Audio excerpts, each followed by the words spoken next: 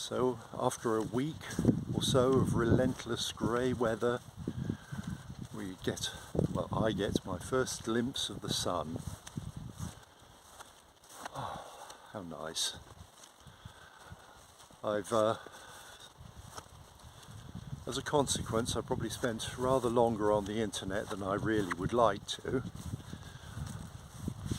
And one of the subjects which has been particularly occupying me has been this label, NPC, non-playable character, which has been bandied around quite a lot, and it's been conflated with the idea of normies.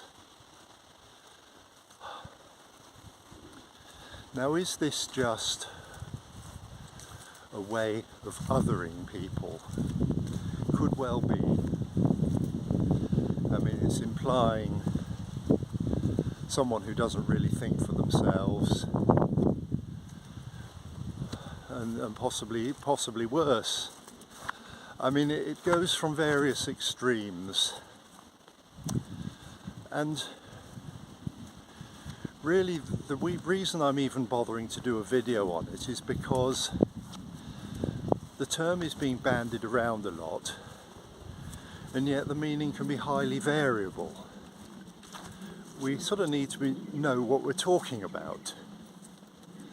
At one extreme, say we have something like the Matrix, and the normie or NPC is just a sort of generic person who fills in the background, so to speak, so that they don't really have any existence of a person. Now, I imagine most of the people watching this, or when people do finally watch it, they will have this feeling that they are a person. They will have a characteristic of having an internal life, an internal monologue,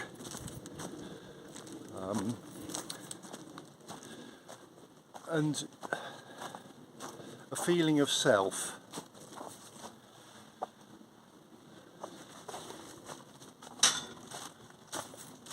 Now, curiously,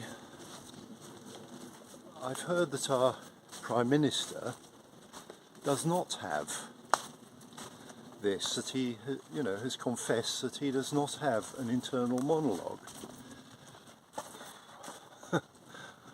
Obviously, those of us who do find that remarkable. But anyway, so the one extreme, shall we say, or one point of extreme, is that we live in a sort of matrix reality, and some people are there just to sort of make up the background. And another point of view is very similar, but it's based on, shall we say, an idea of spirit, that some people are just there, they don't really have souls.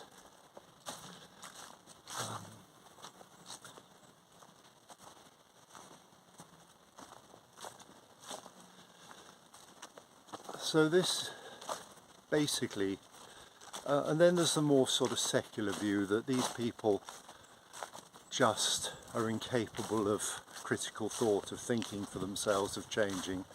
They just take everything on board and they just go along with it. I mean, at least you might argue that that is the most redeemable position, in that it's just faintly possible that there is the ability to change. So then we have a normie, which to me simply means an average person of average ability or average outlook, who doesn't really like to think too hard, just goes along with it, goes with the flow. And there are rewards to this. In the short term, it's what happens when the system you're going along with actually turns upon you and you become disposable, or indispensable, expendable, however you want to phrase it. So just hold that thought. All those people who perhaps went along with something which was not in their best interests back in 2021, 22 and forward from that.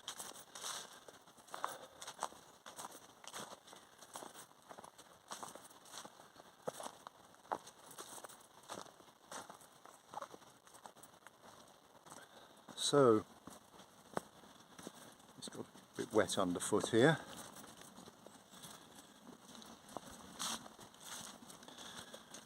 So what is the significance of this? There's an element of what is your world view. It depends upon your starting point, what you're judging it from. If you're just looking from what you might call normal reality, and you don't really have any concept of a spiritual life or a soul, then the NPC really doesn't mean anything very special, and it can be conflated with the normie. But if you believe that you have a soul, or that there is a spiritual life, and I've sort of gone into this in actually the video before this, or one of the videos. It's our existence within a field. It comes down to the evidence of our own experience. It's not just a theoretical idea, but it's a question of whether our personal experience makes us believe or favour the idea that we're not little meat sacks wandering about like little machines, all independent, but in fact that we exist in a field which is intelligent and which directs actions and events. So that's definitely a step up from the idea of everything is just meat and mechanics,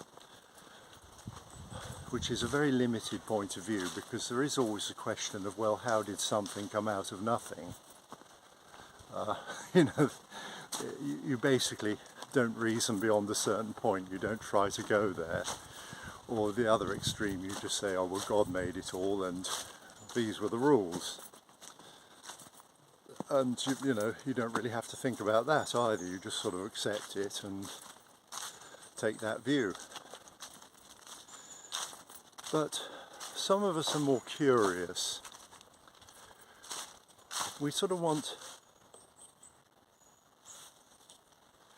an adequate explanation for these things, or at least to try to explain them. And I use this name field because it's sort of neutral. It could be scientific or it could be taken to be spiritual.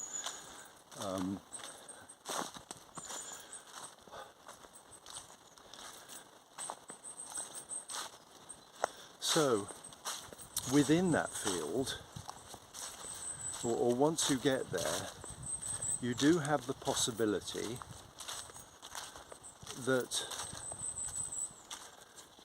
there are, shall we say, background people.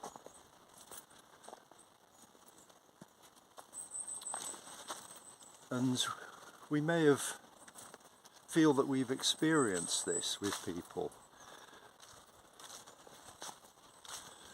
Some of us in 2020 and beyond became very suspicious of the truthfulness and the motivations of governments and the elites.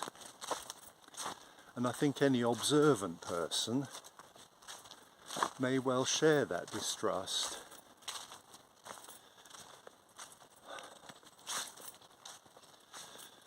So everything, if we assume the field or some similar relationship, then we inevitably come to how was that formed and what is our role in it.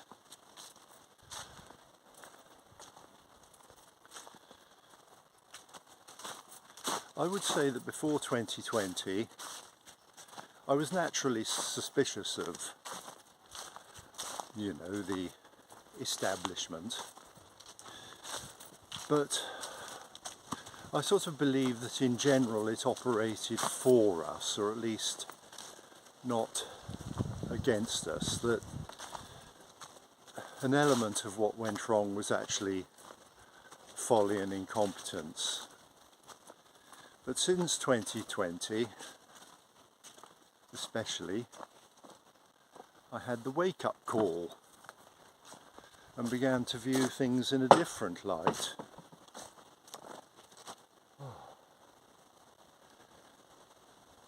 Just looking at all these turnips in the field.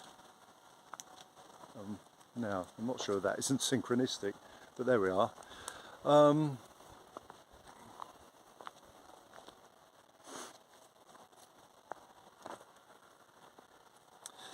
So another point is the subject of education and propaganda and programming in general. Now, I was educated in the 60s and 70s, and I mean, there definitely was propaganda, shall we say, or it wasn't blatant. It was more cultural. It was just there. It was just everything that was generally accepted, and most people went along with it. But what I have observed with regard to children, my own children and others, is that we seem to come into the world with a character of our own. There may, there won't be the details, shall we say, of what we believe and, all that kind of thing. That's all sort of possibly bolted on later. But we come in with a character. We don't come in as a blank sheet. So, to some extent, I would say I didn't really fit in very well into the culture. I was always a bit of an outsider. I couldn't, and I wouldn't say I was unique, but by any means. I mean, birds of a feather flock together. There were other people there who didn't seem to fit into the system as well as many others did. One phenomenon I've noticed in life is that when you're dealing with a person as individual, having a talk to them, it's one thing. When they get into a group, they go into group mode, and they're like a completely different person. Anything they might have said to you was strictly off the record, I would imagine.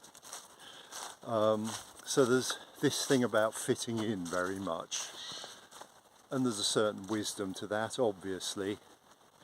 It's just that when you're fitting in into a system which has become hostile to you, and I believe this is, well, it happened well before 2020, let's face it. The signs were there.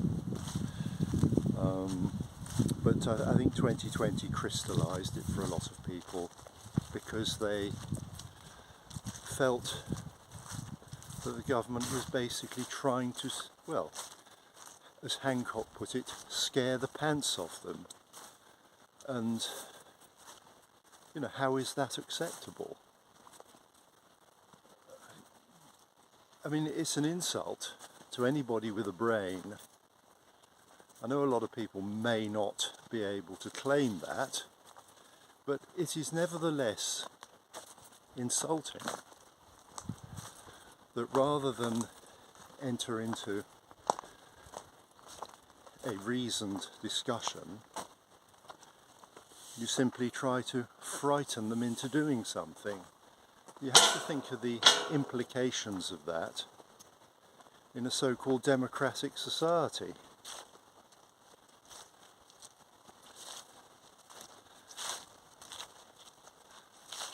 I just don't understand why so many people took the fear. I don't understand why so many people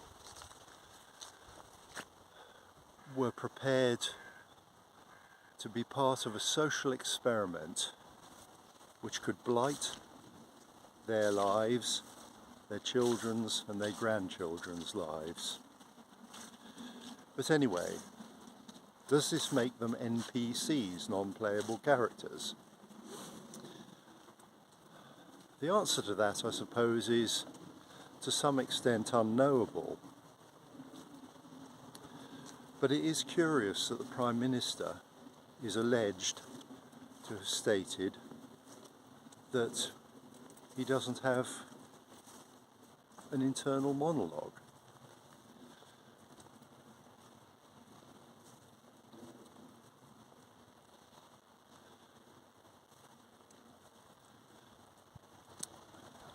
I mean, that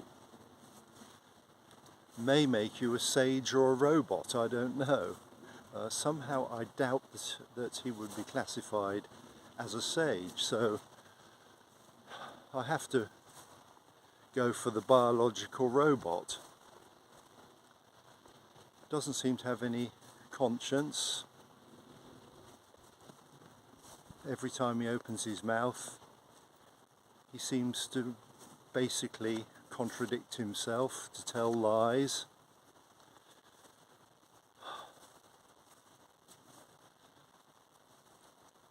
Is he blameworthy? In fact, you extend that and you might say, well, if indeed this is the definition of an NPC, are any of them blameworthy? Now back to this thing about coming into the world with a formed character. I mean, once again, I appeal to you to use your own observation, not to remotely take my word for it. But if you've had your own children, I'm sure that you will have seen that this is the case. That you can educate and point the way to a certain degree, but they've definitely got their own character. So is it possible that people come into this world without much character?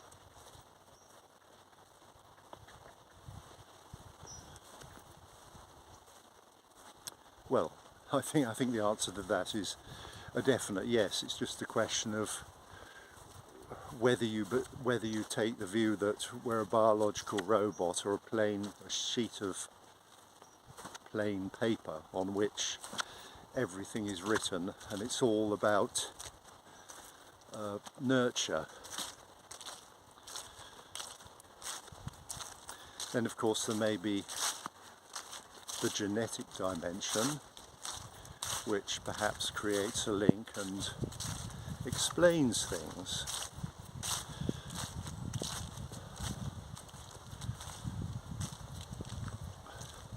Now most of us come about by the natural process, but some of us in the future, or maybe they're already here, will come about by an artificial process. For instance, apparently they have produced embryos by taking half the chromosomes out of skin cells and fertilizing them with the sperm. So they've made a pretend egg. I mean, I guess that egg could be implanted in a womb, a real womb or an artificial womb. I think the direction of travel is towards an artificial womb to basically make children in factories. I believe there's already a company that's quite heavily invested in this. I can't remember its name. And to be truthful, it could have been some conspiracy bullshit. But it's sort of like, it's something they definitely will do if they can. Because there is this constant drive towards so-called, should we say, optimization of the human being by adding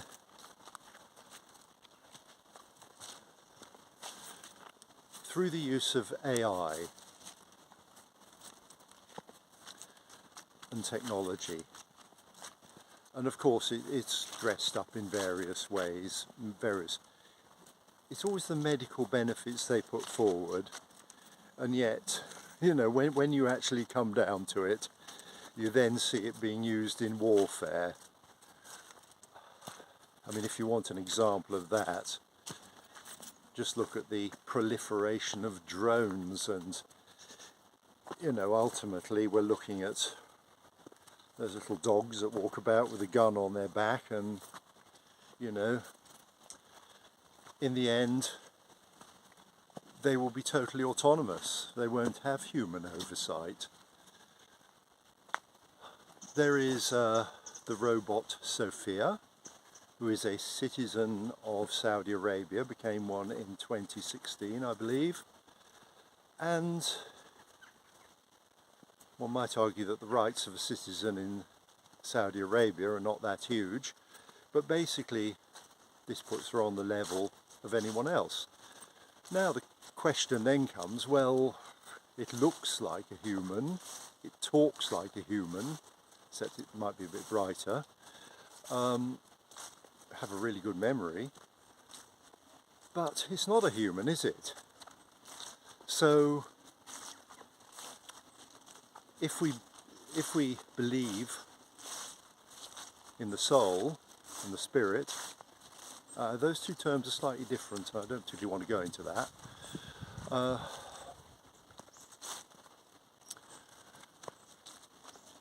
But I hope you can see the problem there. So if you're going to genetically manufacture humans in a lab or in a factory, like in Brave New World, naturally there is going to be an attempt to optimize them. Now this optimization, how far do you take it? Do you just weed out the worst diseases? Is there something like with, for instance, breeding dogs? You can breed out behaviours and temperaments. Now this is just looking at it from the biological point of view.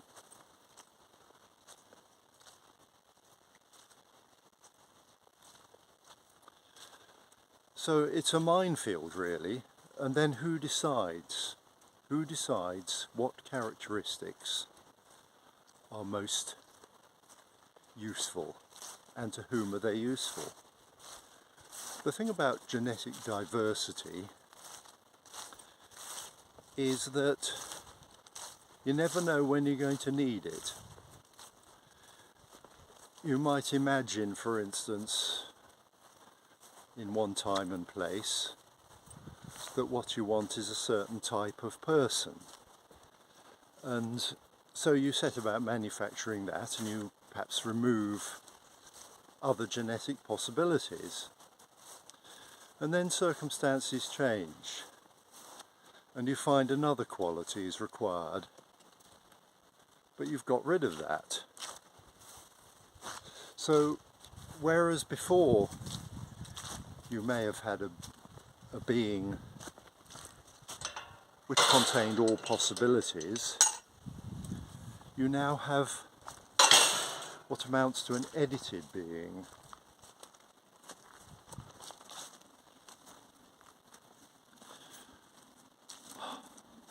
So now we come back to, let's put this interaction between the soul and the body and try to take it in a sort of loose way. I'm not saying this is how it works, I know, but okay, your body, you have biological DNA. Now there's some argument about when the soul enters the body.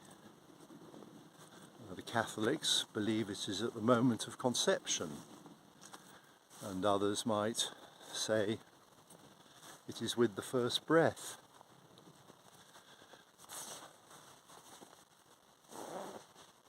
So why, what is it that makes the body habitable? Now some postulate the idea that DNA exists not only on the physical level, but also on the level of higher dimensions, those dimensions from which the soul and the spirit are able to engage with the body.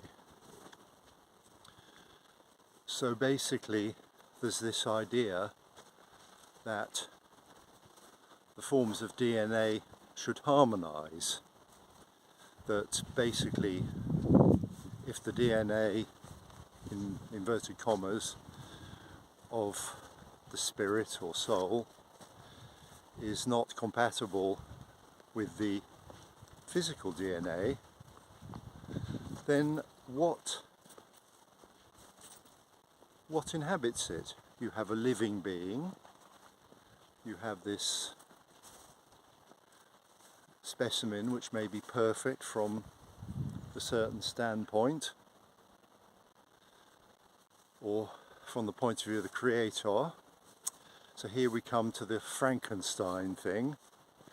You think you've got perfection when actually you have a monster. So how is that going to work out? Now the recent medical experiment which was carried out on the human race, we were told that the intervention would just stay in the arm. But the very opposite appears to have been the case, and in fact it's in the design. The lipid, what should we call them?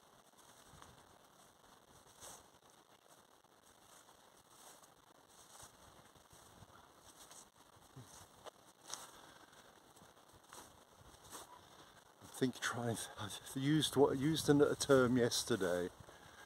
Oh, what the hell was it?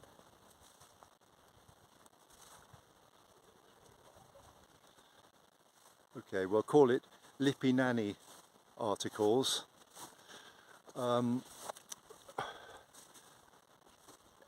They're intrinsically designed to get into cells, so basically they've been found in every cell in the body, and they've delivered their payload, which has affected the DNA, or affected the RNA and arguably the DNA. But anyway, they were designed to go anywhere. It's like trying to contain hydrogen. I mean, hydrogen is the tiniest atom. So if you want to contain it, you can't do it in a container where the gaps between atoms or molecules are so large that the hydrogen basically can escape. And it's rather the same with these nanoparticles, lippy nanny articles. They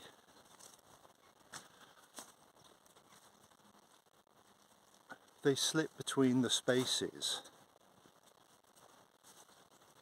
and they are, I believe, I think they're literally down to sort of 8 nanometers, something like that.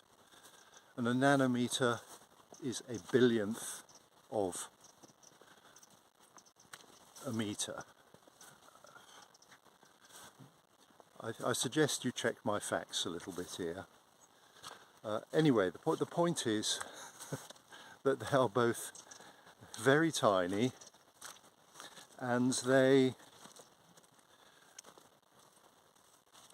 are comprised of similar material to cell walls, and they basically can just pass through. And once again, don't take my word for it, but be prepared to do some research. Look at the alternative media. Try to check it out yourself. I'm sorry I haven't got all the facts on the tip of my tongue, but I've come across so much which should give us pause for thought.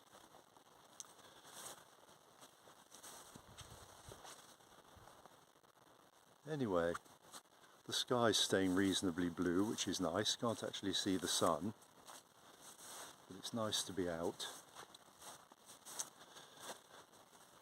So back to the...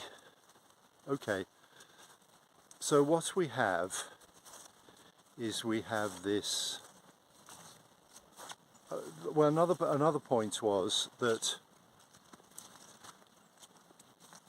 the protein that was going to be produced, the spiny protein, was only going to be produced for a limited time. But once again, it turns out that this is not true. And this is why you might be concerned about the change in the DNA.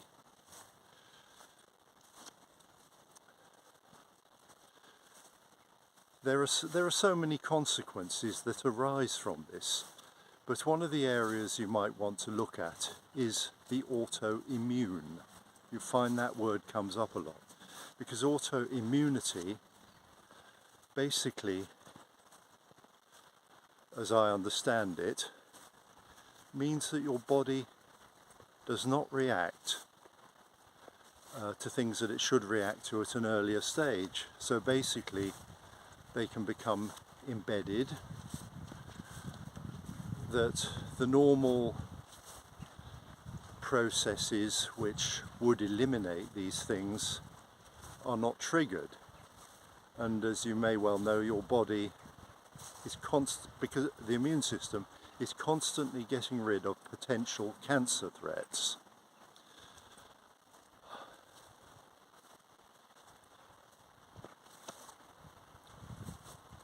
So you may want to look at that. The term turbo cancer has been bandied around quite a lot. A lot of people, it's hearsay, okay? And yet it seems to have crept into the vernacular. People are talking about it. People are experiencing very rapid onset cancers. And basically there's nothing they can do about it.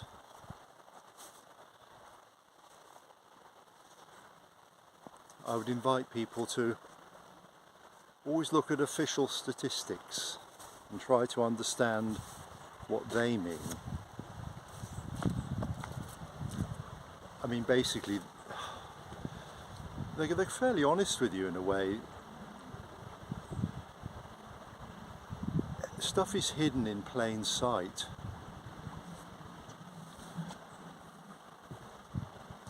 This is another aspect of how it all works. They believe, when I say they, I mean the hierarchy exploiting you, basically believe that if they can get you to agree to something, then they can do it to you. And not objecting is a form of agreement. Therefore, they will tell you what they're going to do, and if you don't resist, you're deemed to have accepted. It sort of sounds crazy, I know, but their belief is that they will not then bear the consequences for their evil actions.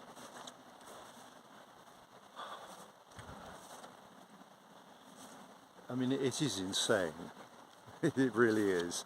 And yet, you sort of see this happening all the time, or you see something happening which would appear to make this look like what is happening.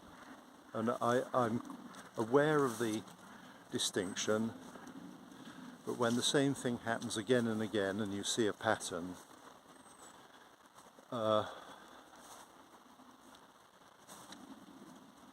you'd be foolish to totally ignore it.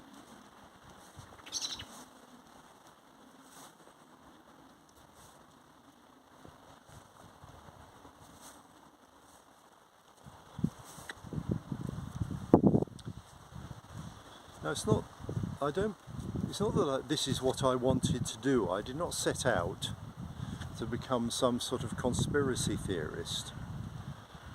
I was rather imagining that my retirement would be sort of carrying on enjoying the things that I previously enjoyed, and settling into, shall we say, a graceful old age, without having to concern myself unduly with these things. But it's being forced on us, really. I mean, all these things are going to have effects in our lives. This change from petrol engines to battery, this net zero, which even if we haven't realised that it's a nonsense, we have surely realised that it's going to afflict us and limit us, and we basically can't afford to approach it in the way that they would have us approach it. I mean, they would have all this lovely ground behind me covered in solar panels. It's not just an aesthetic thing, there's a bit more to it than that. It's certainly not a good way. Anyway, that's not really what this one's about. So, it's about the NPCs, or the background people.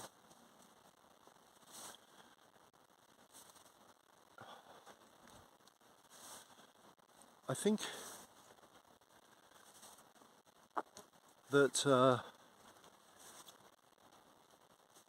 it's fair enough to take the view that there are those who simply aren't going to be swayed by reason.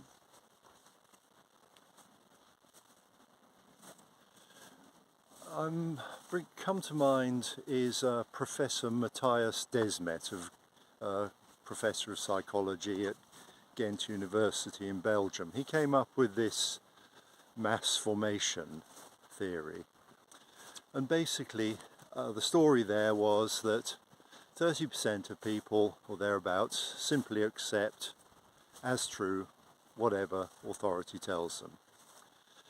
30% on the other extreme go to the other extreme and reject it. The 40% in the middle are accustomed to an easy life, or not thinking too hard, and so they just go along with it. And so basically when it hit the fan, 70% of people went with it. His argument is that, and I mean, okay, the 30% that didn't, of them, I would say that some had good reasons for not going with it. They were rational or had good instincts. Something didn't sound right. But there are also a few loonies as well who, with extreme views for which there was no evidence whatsoever. But anyway, the business of these people, the ones who didn't go along with it, is to basically keep talking about it, to normalize it, to oppose it, and shift the narrative. Because then if you start to shift the 40% in the middle, then you reverse the situation. I don't know whether this has happened, to be quite honest with you, but it doesn't move everything. It only seems to relate to a particular issue. There's still loads of things that we can disagree on, and perhaps, well, mass formation was the term he used. Basically, I suppose it means that everybody basically believes and acts in the same way, and I guess that's always going on, and it will go on with respect and independently to some extent in various areas of life. So it's a shift in one area doesn't mean that there'll be a shift in all areas. But then a shift in one area may encourage a shift in another area.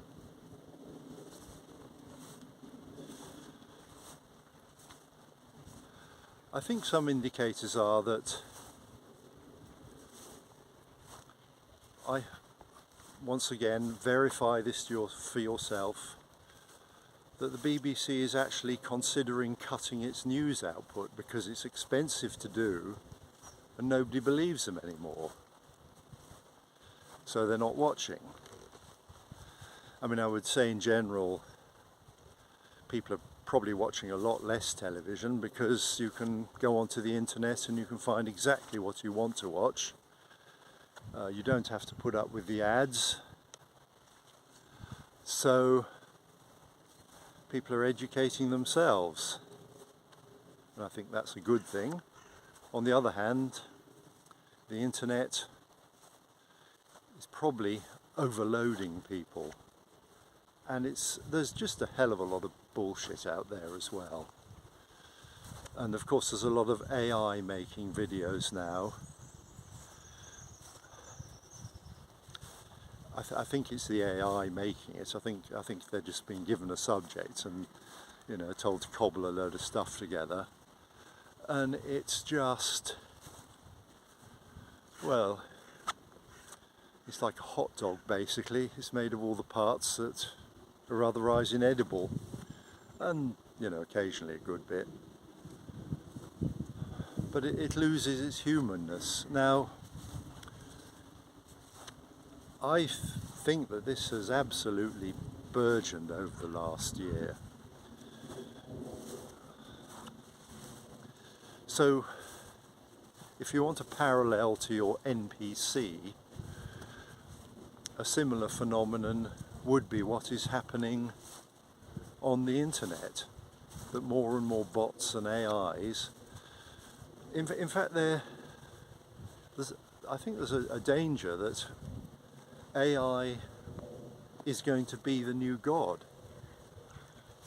People are going to simply, once again it's laziness, people are going to trust the answers of AI, and to be fair, it's basically a search engine, isn't it? At the moment it's a search engine, and it sort of puts things together, but it doesn't really, I don't think it really understands human beings. But it's going to more and more rule our lives if we let it. I mean, humans are fallible, we're all fallible, we all make bad mistakes, bad decisions, and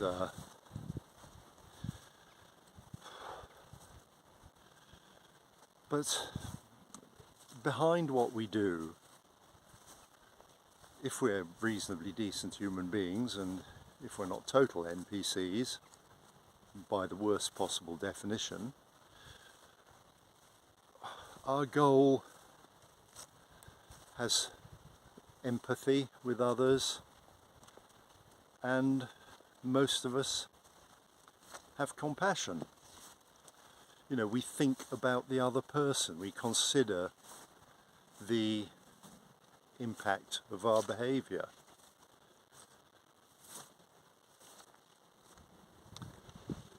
So, though we are fallible, at least we are human. Now, I would say that AI, while it might not fail in some areas, where it would fail was in being human. Because I don't believe that compassion, empathy and such qualities, love, whatever, even, it's going to produce everything as a fake. It's always going to be a counterfeit. And that's the point, that we can either live in a human world or we can live in a counterfeit world.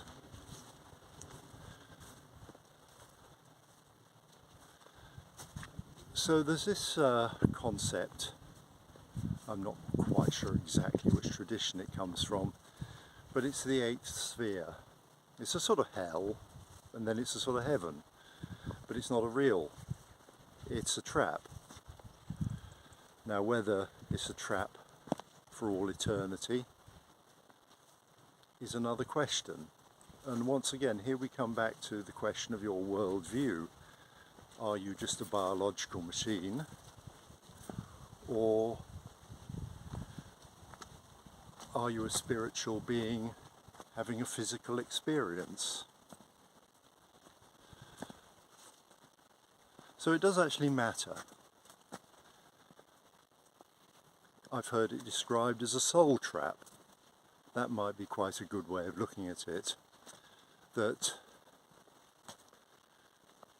you are somehow fooled into remaining in a very limited, within a very limited range of possibilities, because you believe that's all there is. And I think that AI could well be the architect of that soul trap. Once again, we come down to this argument about DNA.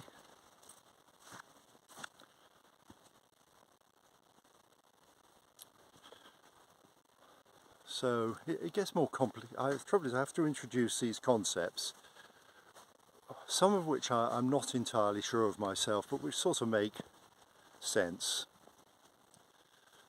Because I basically try to look at things scientifically. It's not good enough just to say, oh well, there's this and there's that, and this is how it works, and we don't try to work out the mechanism of how it works. I want to know the workings. So one view, or all these views which, you know, tend towards the reincarnation type of thing, or the various bodies of the human being, you know, that we have an astral body and we have a mental body and a causal body and so on upwards. But I think the concept is that at each stage you have the seed of that body. So when you die, even the physical body, there is a seed. I'm not quite sure how that works, but you know, it could be tied in with the etheric body, which is sort of like the physical, except it's the immediate sort of, shall we say, pattern for that body. there is an astral permanent atom, a mental permanent atom, and so on, that in order to incarnate,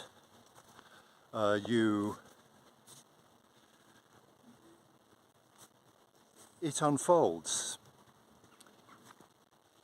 and the appropriate body is created on each level.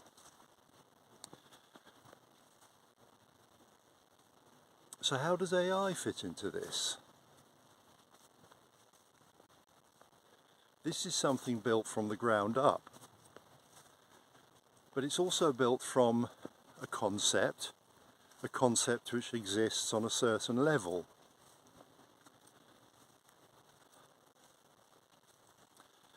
Now the argument goes, or one I have come across, is that this level is, I believe this is this is how Steiner views it. I don't know about exactly what Christian theology thinks on all this, but the story of the fall is the story of a being at a certain level, not at the highest level, rebelling and taking with it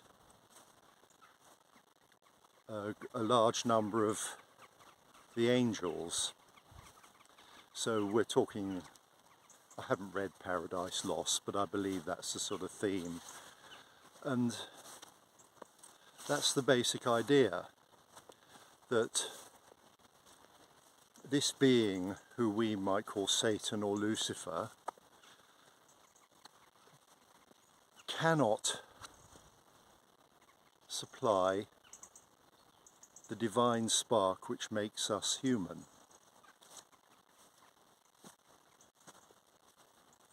It can only supply something at a certain level.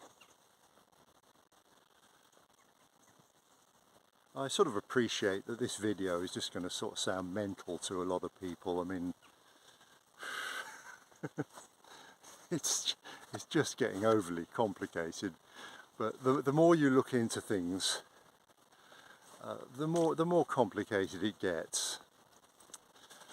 And you know, once again, think about these things for yourself. Read the books. Well, read the books, do the thinking. Use your own intuition. So let's, okay, we'll digress slightly into the significance of this and the purpose of incarnation. Bearing in mind that there is a view, it's all a question of model. It's a question of what model, it's all just,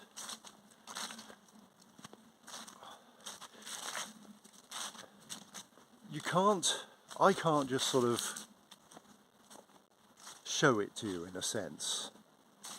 You can't experience it through what I am saying. So I have to work using a model.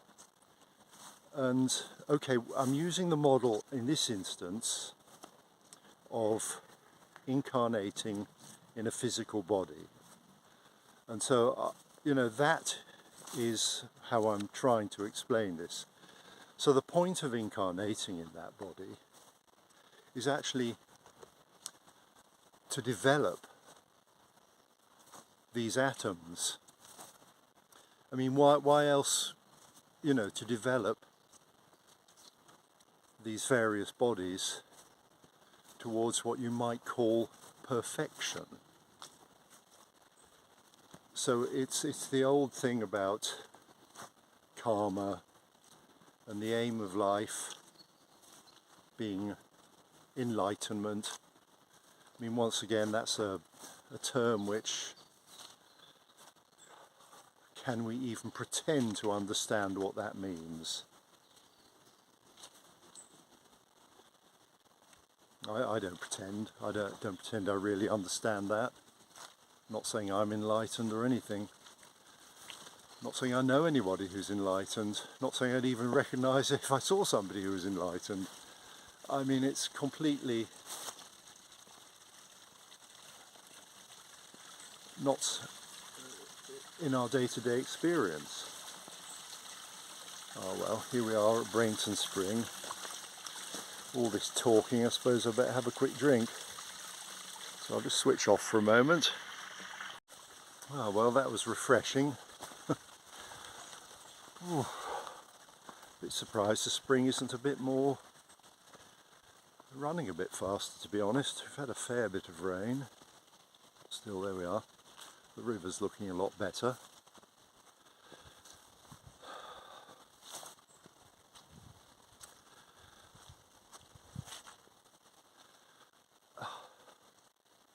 If your view of life is simply that you are essentially what amounts to a biological mechanism, then, you know, all this is total rubbish to you. You just say, well, we die, we rot, and that's it.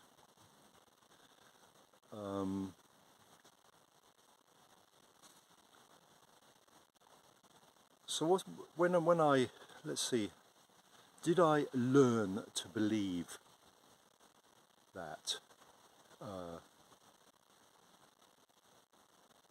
I'm a spiritual being? I mean, that could be an argument, couldn't it? That my early conditioning simply persuaded me of that argument. I suppose that's the fair enough point of view, really.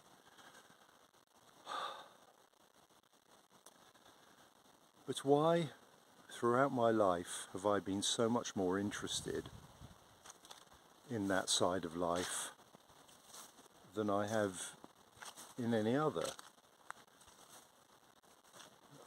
Well, maybe the conditioning is strong in this one.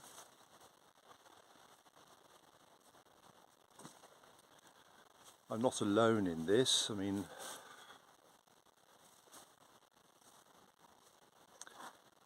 it's not an intellectual thing, it's a feeling, a sense of being.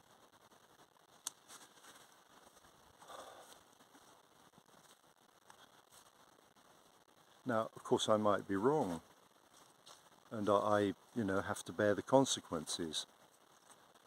But it's a feeling of being which is shared by a lot of other people. And, you know, there's various... I think the basic feeling of being is going to be pretty uniform. It's... you either are or you aren't. But the details which surround that may vary considerably. And that's why you have all the religions.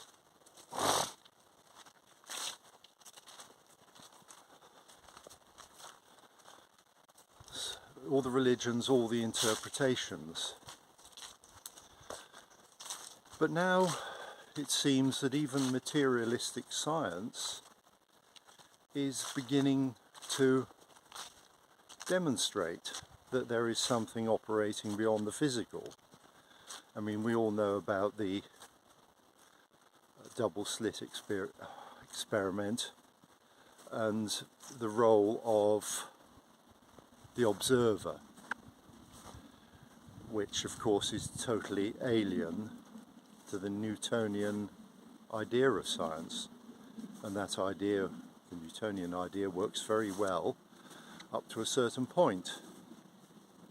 But when you're dealing with quantum theory, in other words, the involvement of mind or intelligence or consciousness, however you wish to put it, in the process of physical interaction, you're introducing something which you, in the normal course of things, you can't explain. So you go smashing the atom and you find there are all these tiny bits and pieces in there.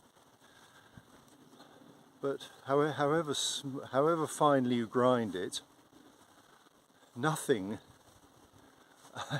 It's like I mean, if you could imagine a coffee grinder and you grind it to,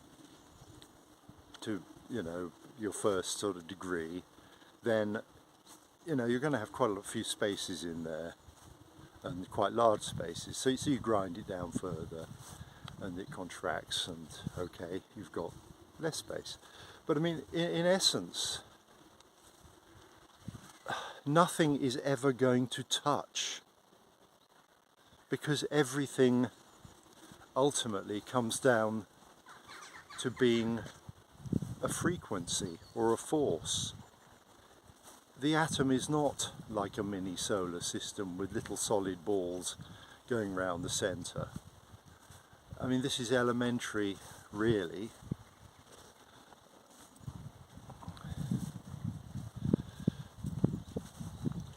So that idea of the solar system, and it's a model. It has no, it is just an intellectual model. It doesn't have any actual reality. Now when you start going into, shall we say, reality, you find that you're perhaps dealing with frequencies and weak forces and all this kind of thing, resonance, this kind of stuff. That's much, but you're always coming down to this, well, is there actually a little solid particle somewhere in all that process? And the answer would appear to be no.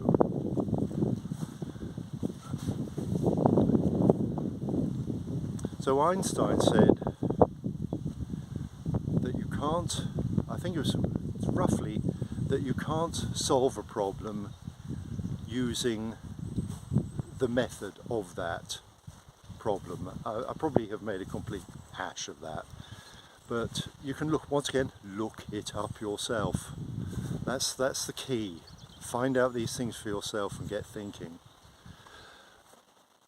So you know, you have to look for the solution by standing above the problem, or standing above the problem and looking down at it from a higher perspective.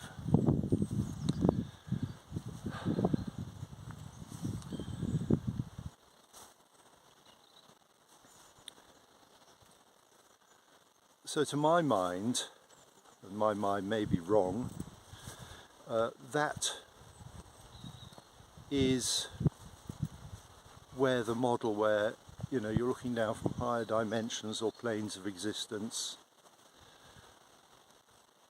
that's how you get the connection. It doesn't just sort of happen, there's God,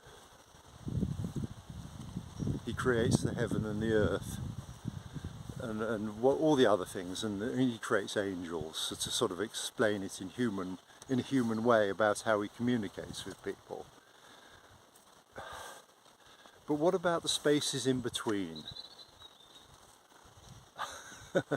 and then of course it comes to mind this, what do they call it?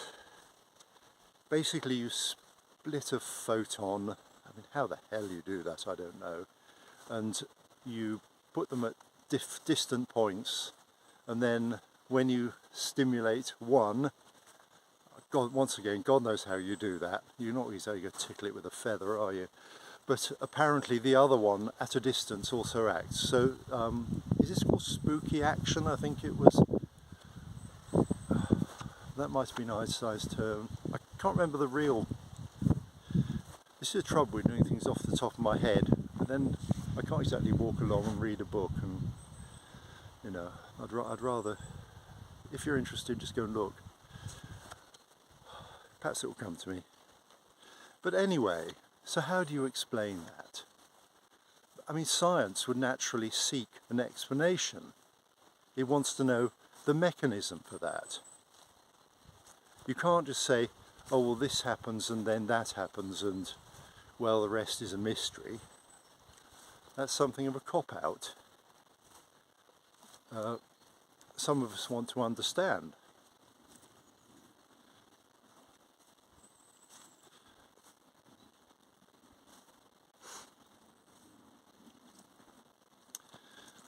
So back to the question of why I have adopted, or why I believe in this sense of being as being, you know, a real spiritual idea, event, whatever.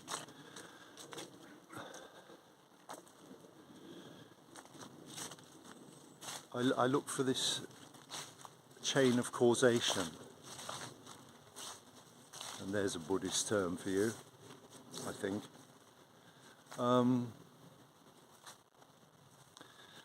It's not enough just to believe. You need to know and understand.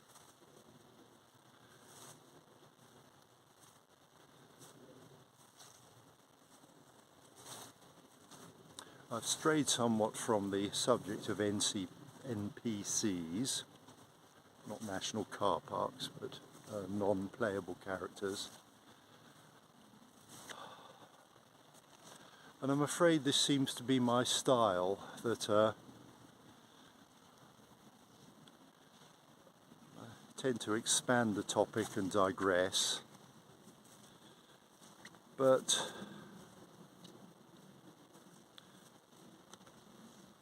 it's food for thought. But the point is, when we start bandying this term about non-playable character, I mean, on one level, you are simply othering people you don't like or people who disagree with you. And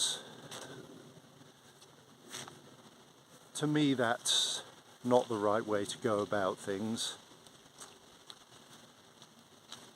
It's part of the problem, basically. It's not part of the solution. Whereas if we can understand why something is so, then it becomes part of the solution. If we can understand why something is so, then it means that we don't have to force the issue. I mean, we don't have to. It's just as senseless to try to do something which is impossible as it is to do something in the full knowledge that it's just convenient, it's just a fake. So we come back to this idea of this need for truth, don't we? We're always, or certainly I, have a desire to find out the truth, but I accept the limitations of that understanding. I know that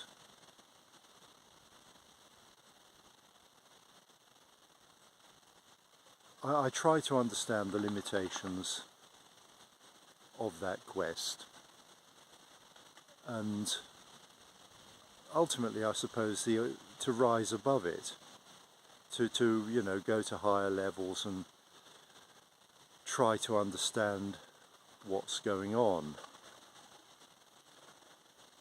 We can just sort of carry on as we are, you know. Oh God, here we go again.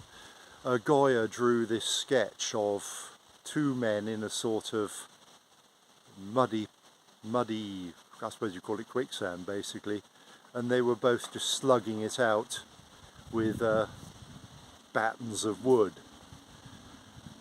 Once again, you can go and find that. I mean, basically it was his take on, he was around the time of the Napoleonic Wars, so he was, yes, that would have been the time when there, you know, you had